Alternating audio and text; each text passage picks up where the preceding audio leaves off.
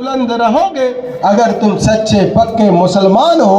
اے میرے محترم سامعین اعظام، اللہ تبارک و تعالیٰ نے اس آیت کریمہ میں پورے طور سے واضح کر دیا کہ وہ انسان بلند ہے، وہ عظمت والا ہے، وہ بلند مرتبے والا ہے جو سچا پکا مسلمان اور پرفیکٹ مومن ہے۔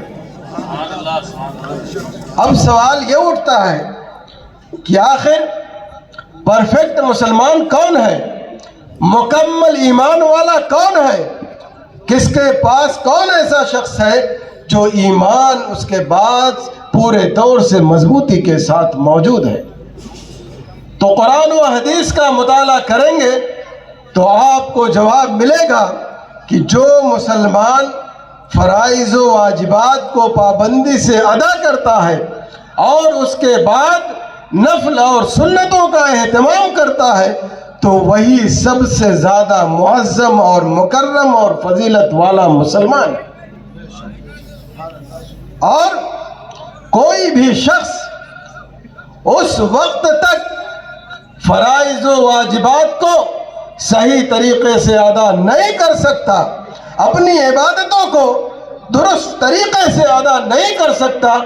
جب تک اس کے پاس دین کا علم صحیح طریقے سے موجود نہ ہو۔ پتہ چلا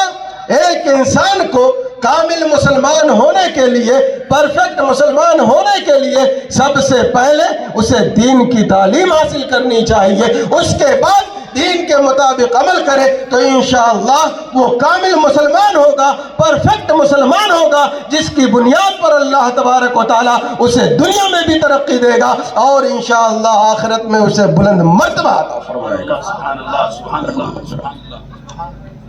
لیکن آج ہم دیکھتے ہیں کہ ہمیں مسلمان ہونے کا دعویٰ ہے، ہمیں مومن ہونے کا دعویٰ ہے، ہمیں انبیاء کرام کے ماننے کا دعویٰ ہے،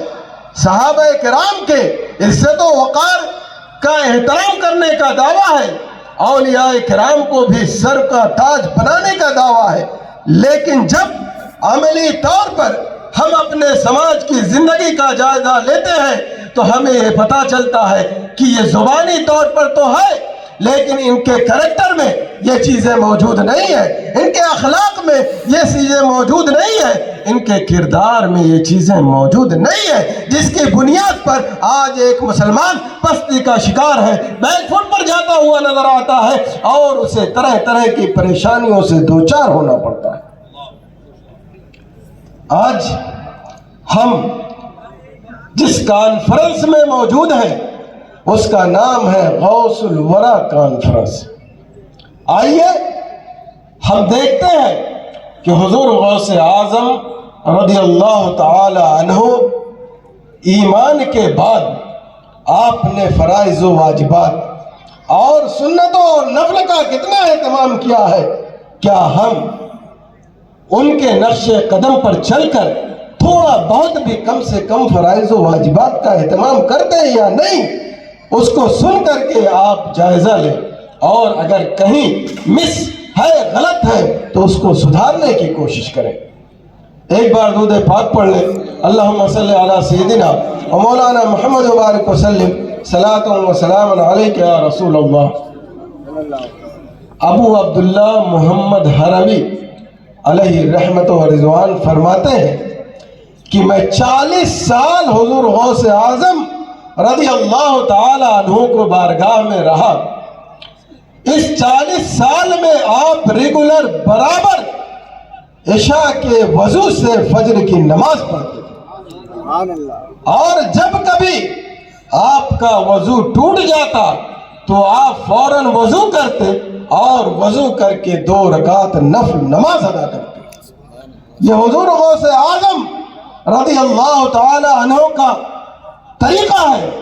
کہ وہ فرض تو فرض، واجب تو واجب، سنتوں اور نفل کا بھی ایسا اہتمام کرتے ہیں کہ آج اگر آپ اس کی مثال ڈھونڈیں تو آپ کو ڈھونڈنے سے بھی نہیں ملیں گی۔ حضور غوث اعظم رضی اللہ تعالی عنہ نے اپنے عبادت کے طریقے سے مسلمانوں آپ سب کو یہ پیغام دے دیا کہ ایک مسلمان پر لازم ضروری ہے کہ وہ فرض ادا کرے، واجب ادا کرے، اس کے بعد جب اسے فرصت ملے تو سنتوں اور نفل کا بھی اہتمام کرے۔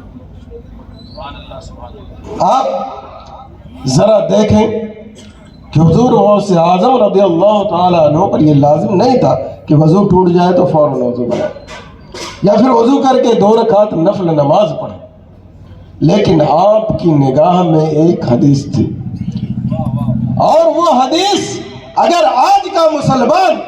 اپنے دل و دماغ میں بیٹھا لے اور اس کے مطابق زندگی گزارنا شروع کر دے تو انشاءاللہ اللہ تبارک و تعالیٰ کا جتنا بہتر وہ دوست ہوگا، اللہ تبارک و تعالیٰ اتنی ہی بلندیاں اسے دنیا اور آخرت کے اعتبار سے عطا فرمائے۔ حضور نبی اکرم صلی اللہ علیہ وسلم حدیث قدسی میں ارشاد فرماتے ہیں، من عاد لی ولیا فقد آذنتہ بالحرب، جس نے یا جس کسی نے میرے دوست کی دشمنی ادا کی تو میں نے اس کے لیے لڑائی کا اعلان کیا۔ اور پھر آگے کیا فرماتے ہیں؟ فرماتے ہیں کہ سب سے زیادہ مجھے محبوب فرض عبادتیں ہیں جس کے ذریعے بندہ میرا قرب حاصل کرتا ہے۔ پھر اس کے بعد حضور نبی اکرم صلی اللہ علیہ وسلم ارشاد فرماتے ہیں کہ بندہ نفل نماز پڑھتا رہتا ہے، پڑھتا رہتا ہے، پڑھتا رہتا ہے، یہاں تک کہ میں اس کی آنکھیں ہو جاتا ہوں جس سے وہ دیکھتا ہے، میں اس کے کان ہو جاتا ہوں جس سے وہ سنتا ہے، میں اس کے ہاتھ ہو جاتا ہوں جس سے وہ پکڑتا ہے، میں اس کے پاؤں ہو جاتا ہوں جس سے وہ چلتا ہے۔ پھر آگے فرماتے ہیں کہ اب یہ شخص جب مجھ سے کوئی چیز مانگتا ہے تو میں اسے دیتا ہوں، اور جب میری پناہ چاہتا ہے تو میں اسے پناہ عطا کرتا ہوں۔ اس حدیث سے کیا پتہ چلا؟ آپ نے کیا سیکھا؟ سب سے پہلی بات، فرض ادا کر کے آپ اللہ تبارک و تعالیٰ کے دوست بننے کی کوشش کیجیے، پھر نفل ادا کرتے رہیے، اہتمام کریے۔ انشاءاللہ غوث اعظم کے غلاموں میں اگر اس طریقے پر اپنا نام لکھایا تو آج بھی اولیاء ایسے پیدا ہوں گے جو اپنے زبان کے ذریعے،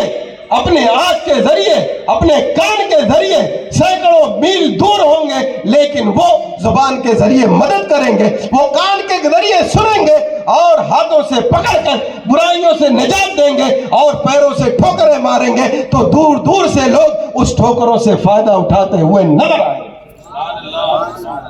غوث اعظم رضی اللہ عنہ کی کرامتیں مشہور ہیں،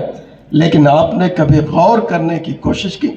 کہ اتنی بڑی کرامت والے حضور غوث اعظم کیسے ہوئے؟ حقیقت یہی ہے کہ آپ نے فرض کا اہتمام کیا، اس کے بعد نفل پڑھ کے اللہ تبارک و تعالیٰ کا ایسا قرب حاصل کیا کہ اگر ہاتھ سے کوئی چیز سینکڑوں میل دور رہ کر پکڑنا چاہا تو اللہ تبارک و تعالیٰ نے انہیں اتنی طاقت دی کہ اس ہاتھ کے ذریعے وہ چیزیں آپ پکڑ سکتے۔ تو آج ہمیں اور آپ کو یہ چاہیے کہ حضور غوث اعظم رضی اللہ عنہ کے نقش قدم پر چل کر فرض کا اہتمام کریں، پھر اس کے بعد سنتیں اور نفل ادا کریں۔ انشاءاللہ آپ کے زندگی میں بھی بہتری آئے گی اور آخرت میں بھی بلند مقام عطا فرمائے گی۔ اور جب آپ اس دوستی کے درجے پر پہنچیں گے تو اللہ تبارک و تعالیٰ نے فرمایا حدیث قدسی میں جو پہلا جملہ ہے، من عاد لی ولیا فقد آذنتہ بالحرب، جس نے کسی میرے دوست سے دشمنی کی تو میں نے اس سے لڑائی کا اعلان کیا۔ اے مسلمانوں، آج آپ رب کے ساتھ دوستی کا حق ادا کر دو، اللہ تبارک و تعالیٰ تمہاری دنیا میں مدد کرے گا، تمہارا ڈیفنس کرے گا، تمہارا دفاع کرے گا اور تمہارے درمیان ایسے افراد کو پیدا کرے گا جو تمہاری ہر طرح سے انشاءاللہ مدد کرتا ہوا نظر آئے گا۔